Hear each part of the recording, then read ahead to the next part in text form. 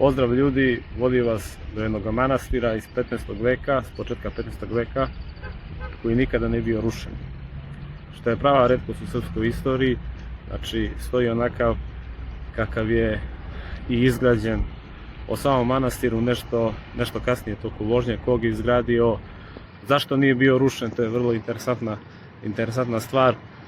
Proći ćemo kroz najlepšu klisuru u Srbiji, po meni bar, i uživat ćete u ovom videu kao što sam ja uživao prvi put kada sam sasvim slučajno otkrio taj put do tog manastira. Nisam išao putem kojim je vodila navigacija, koji je lakši, koji je bolji put, već sam išao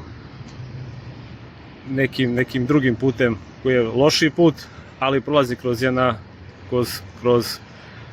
kroz sela koja su napuštena, nažalost, ali kroz divnu prirodu. Ja sam uživao, tako nadam se da ćete i vi uživati, siguran sam.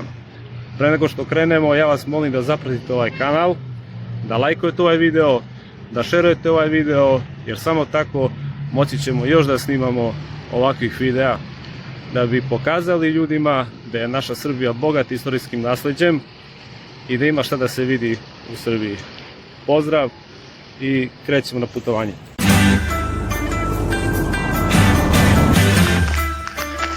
I zapitao sam se šta, koliko osim kola koji je ovuda, hvala Bogu, neko živi baš. A mi smo ipak u Srbiji.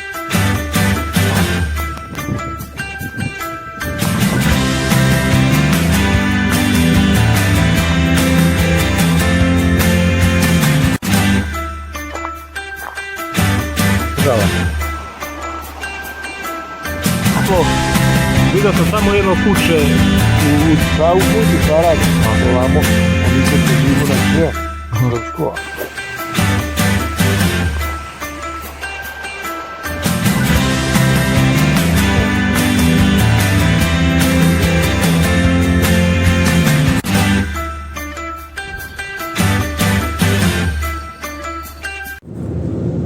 Konstantin Dejanović Dragaš bio je srpski velmož i pripadnik velike porodice Dejanović. Njegov otac Dejanović je rodonačelnik te dinastije.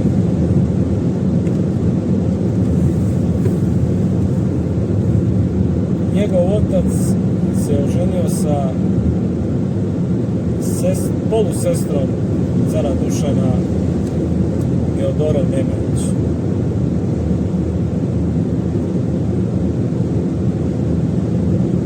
Konstantin Dragaš posle Maričke bitke, gde je Srbija, nažalost, nije nestala, ali zbog svoje nesloge prvi korak ka nestajanju Srbije je učinjen. Kad su Vukašin i Uglješa poveli svu svoju vojsku i Dejanovići su dali vojsku da se sudare s Turcima u Maričkoj bitci, gde su i Turci na spavanju sve, nažalost, pobili. Tu su poginuli i oba brata Mrnjačić i kralj Vukašin i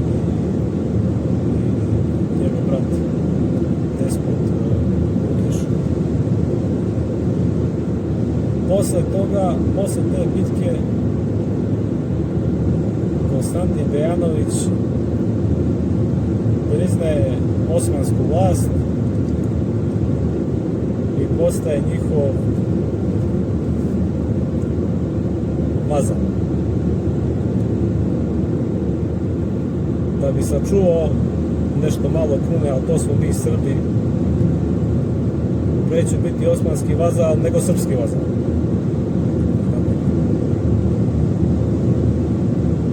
Nažalost. Osmanski vazal postaje i Marko Mrnjavčić, sin Vukašina, ili u narodu poznati kao Marko Kraljević. I njih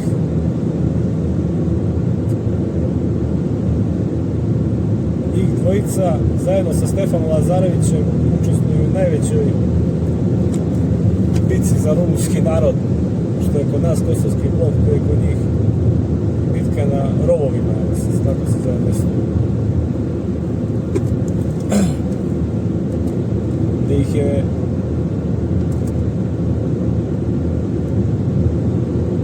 potukao vojvoda Mirče, vlaški vojvoda Mirče. I u toj bitci ginu i Konstantin i Marko Kraljević. Manastir Boganovo kažu da je dovršila njegova ćerka Jelena, koja se udala za vizantijskog cara.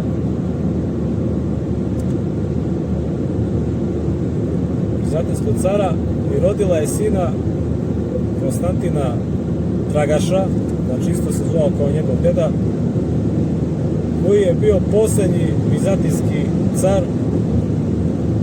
i branio je Carigrad od Mehmeta prvog. Svi znamo šta se desilo tada, on je ubijen, Carigrad je pao, Osmanlije su osvojile Carigrad. To je danas istina. Tako da manastir Boganovo, postavlja se pitanje zašto on nikada nije rušen. Hvala Bogu što nije srušen. Sam pogrešno ne shvatim.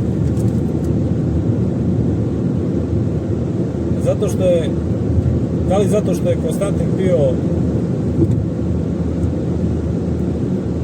turski vazal, pa iz neke zahvalnosti prema njemu nisu njegovu zadužbinu dirali Turci. I ima druga teorija, ili je zato što je taj manastir bio skroz skrajnut sa tadašnjeg puta.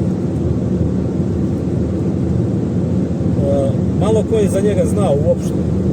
Tek 1900, sad ne znam koje, 4. 5. godine, kada se pravila pruga vreme Obrenovića, saznali su za taj manastir, naravno osim sveštenstva. Hvala Bogu, taj manastir eto danas stoji tu kako stoji, onako kako je izgrađen. Opljačkan je u bugarskoj okupaciji ovog dela Srbije. Sav ikonostas je opljačkan i on je za Bugarsku, a u Bugarskom muzeju u Sofiji nalazi se ikona Presvete Bogorodice. Nažalost, evo, bilo je 100 godina od početka Prvog svjetskog rata i još kulturno blago Srbije nije vraćeno iz Bugarske, a to jeste kulturno blago Srbije.